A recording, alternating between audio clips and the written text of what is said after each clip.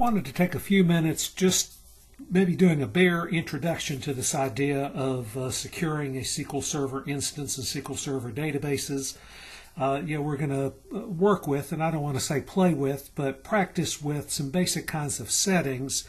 But the overall authentication and authorization scheme, maybe for a production database is kind of beyond our scope here in the class. So you do have some exercises about granting and denying authority.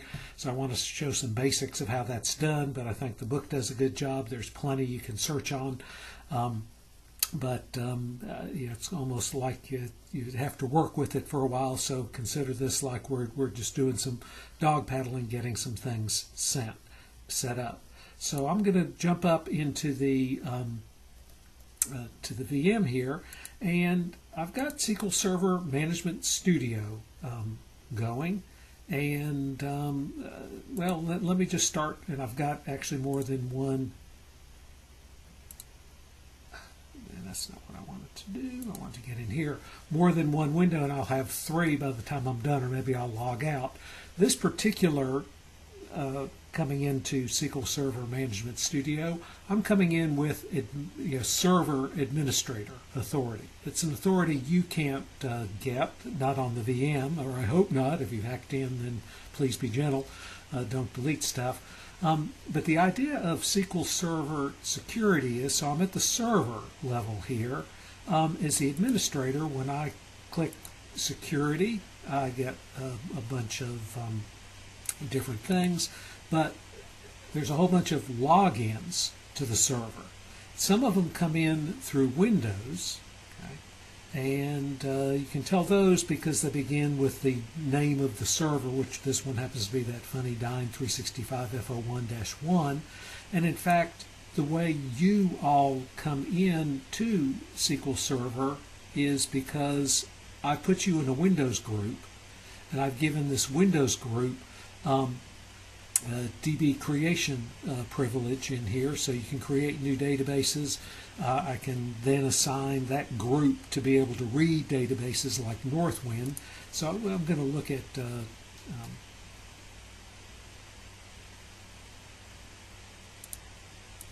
let me. There it is. Some of the properties for that group that you're in. And yes, there are server roles, your DB creators. You also have public access. And so the nice thing is, when I added your account to this group and then gave group this permission, I was just looking at user mapping just to show you I didn't know it would go into such a funk here. But the idea is everybody that, when you got your account in, I just added you to this group, and I gave the group the right protection. And so that's all it works. It's a little bit like setting up a role, and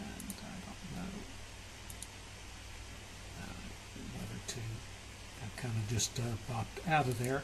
I'm going to open up another instance and see if it will let me in. And I don't know what that was about.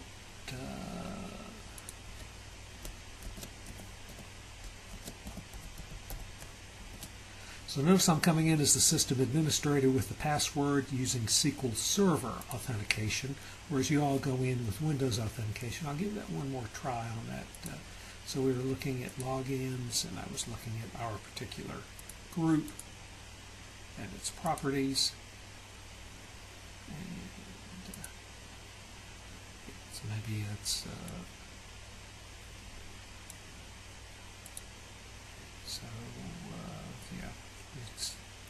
you can connect to SQL if you're in that group who granted it, the system administrator, so there's grant authority there. So you can kind of see. I really want it to open. This just hangs up again, and I'll forget it. I don't know why the user mapping. This is where I could give you read access to Northwind and some other things. For some reasons that just seems to be hanging up, and we won't pop on out. But what happened then, I'm now, by the way, in with and this is like your user level access. Notice that my T. Schultz is the same as your student login. And notice if I go down to security and logins, I only see a few, and in fact, you might see not the 4950. This person is in this group and in that group. So if I look for server level logins, I just see those server level logins. Well, I guess the administrator I see, they're overall, but I don't see all the others. I just happen to be in these couple of groups. So that's server level security. You can't do anything with that, okay? But the thing to have noticed is that the system administrator, and I won't log in as the system administrator again, did create a login for Bert, Charlie, and Ann. So I'm now opening up another SQL Server Management Studio instance. Okay, this time I'm going to log in as Ann. All right, and so just take my word for it that the system administrator set up a server level login for Ann.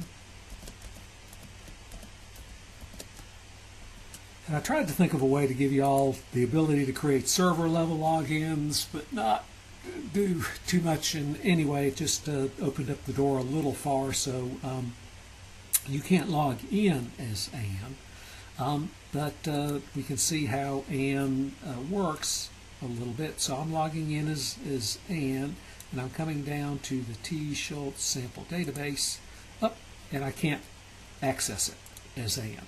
So part of your job, and so I'm going to come over now and flip my role to I am T. Schultz, get out of system level, get into databases. Yeah, it's just like I can't see your databases. And I've got a little bit of scripting over here just to help me. And I'm just going to do a few things. Your book has a number of things that you can do or ask you to do, and they're all variations on grant and deny or setting up a group or a role. You can figure it out, and I'll show you how you can kind of look at what you've gotten. But over here in the query window, make sure when you do this, you do the get into make sure you're using your database. Might execute a use, or be sure you pull this. So it understands where to go. So one thing to think of is that this server level security, the fact that Ann can log in at all, think of a storage facility that has a big fence around the outside, and you need a key or a passcode or something to get in there.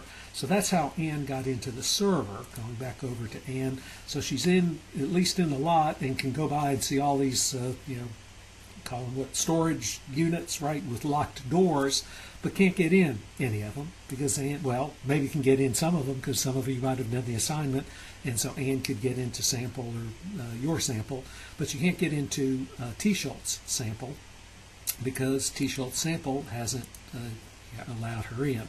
So this create user doesn't create a login, right? What it does is, since I'm in this database, it's understood the user is going to be user in this database. You could call it Ann. Sometimes I just use the same name, but the book kind of said, just to kind of keep the difference between, you have the server level login and then the database level login. I might have called it D Ann, but doing what the book said. So if I highlight that and then execute, okay, then go over and become Ann again, I might have to go up here. I don't think I have to log out and log back in. I think I can refresh the database. So I went up to databases and refresh. I don't know if I had to go all the way up and do that just to get back in, but now T. Schultz sample. Okay, so now Ann can get into T. Schultz sample because T. Schultz, or somebody with authority, I could have done it as a system administrator, but somebody else could have done, granted that privilege. So not a lot of drama. That's not the kind of thing, though, you can't then jump over in and then go in as Ann and test that this works. I'll show you a little bit about how you can see, are you getting the right things. Notice if Ann does, there's no tables there. All right, and so these permissions are fairly granular. We know that there's tables. We did the work. There's 4 tables, right? So if I would like Ann to be able to select against the project table, and there's ways to, what if I wanted all the tables in? the tables belong to a schema, so you could grant select on schema DBO, but I just want to show you the effect of if I just execute this guy now, how it goes granular. If I come in and get over into the window where I'm in, I'm going to refresh just to get those properties in. Now if I look at tables, I do have project, right? So what changed there was and now has that, and if and I'm having problems with my right click here, try select top 1,000 rows, and I've been playing with some of these data, so I don't know they're right. Oh, so and can work on that. Notice if and tries to edit, okay, so and has select authority. So gosh, so are we getting around the thing that we can use this? Okay, no, the data was not committed. Blah blah blah blah blah. Permission was denied on the object. So it doesn't have update. If we tried to insert a new record, if we tried to delete a record, and does not have permission. Okay, so that's kind of how things work. I'm going to get out if it will let me.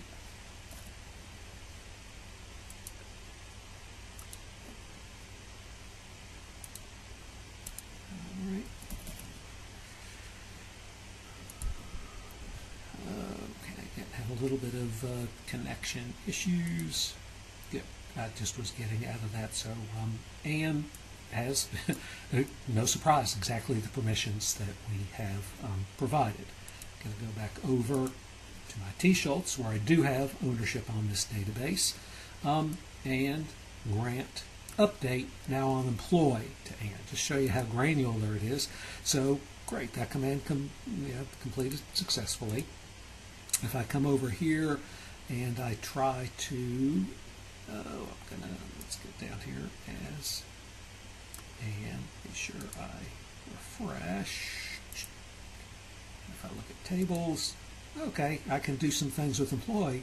I've granted update to Ann, but if Ann then tries to select, okay, even though she can change things, can't select things. Turns out can't delete things, can't insert things.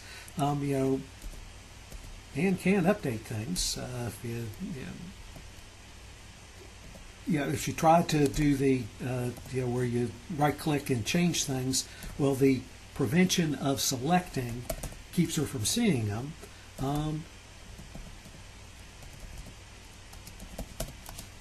Was it amp underscore f name? I think that's what it was.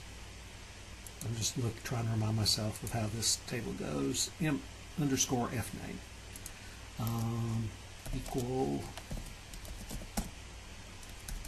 single quote security, and if I do that, that's going to set everybody's first name to security. All right, 9 rows affected. Funny thing is I can't see them, but I can change them. So update authority by itself. If it maybe was a program. If I tried to delete.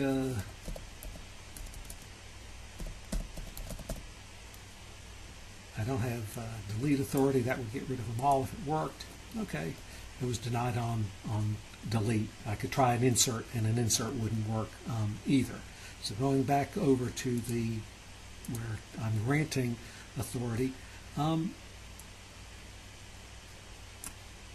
could execute this guy, and that grants select, insert, delete to Ann, and we don't want to delete, but not delete everything, but now being careful just to select this part. Now it will let me select, and I can see that all those first names got changed to security, and okay. So that's how it. The sense of security, you can grant and deny. A couple of things. If you like using the GUI, I will never really know. Sometimes it's good to realize that they're script, but within the database and security, you can have always done this where you right-clicked and made a new user. So you could have done SN from a dialog if it helps, rather than to do that. But even more important,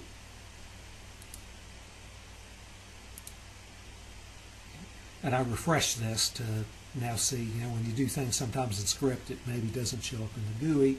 One thing, if you just want to see, am I getting the right things, when I check what AND has, that I right-clicked and chose properties, okay, and I'm down here on securables.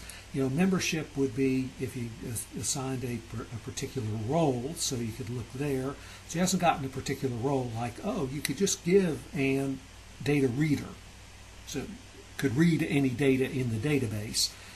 What we've done is got more granular. Well, do we need to be more granular? Notice up here, as I changed on the project table, granted by the DBO. It's a way you can look up, but the DBO is you. In fact, I think, okay, how do you know who the DBO is? If you go here and look at the properties of the DBO and look in general, the login name should be your name. And that's because you presumably created this. Maybe you had somebody else come in. I'm going to look at SN's properties. And so this is a way to, as you're doing your exercises, ask, is it true that, select is granted to the project table for SN. For the employee table, delete is granted, select is granted, insert is granted, I think down here, update is granted, and so it's it is, and you can also then see what's denied. So that's a good way just to kind of see, am I getting the kind of the settings right. So you have a bunch of exercises. I guess one slight tricky thing is you can grant like update down to the column level, the field level, and your book shows you how to do that. It's got a tricky-ish kind of thing. It says, how do you grant read authority to just a couple of columns of a table? And so let me pick on, I've already granted project to an employee, and maybe we don't want AND to be able to see locations, but needs department number and department names. For this, there's no good way to grant authority to just select a couple of columns. What the book suggests is, and you can do this with the GUI, is we'll create a view.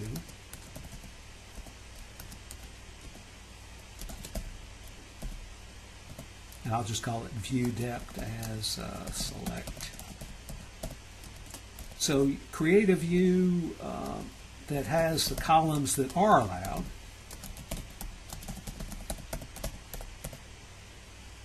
All right. So I'm in as T. Schultz here, the one who can do this. If I go look in views, there's this view department. And then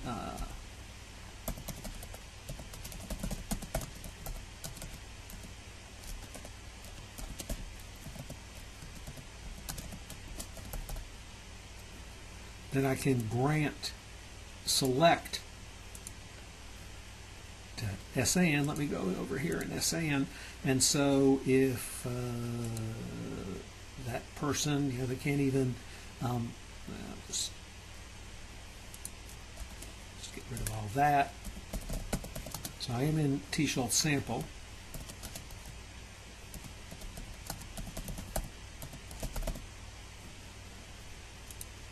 Okay. Oh, they can't see department, but they can VW. The whole thing. So results, I got two results. First message, because I ran the whole thing. Oh, permission was denied on this, but voila, via the view, okay, if Ann needs to know department, but you're kind of hiding from, making secret the location. So that's sort of a pattern to follow. So I think the rest kind of follows fairly straightforward, and, the author just twists and turns, showing how to make certain things happen. So good luck in finishing all that. I'm going to sign off. Until next time, enjoy database.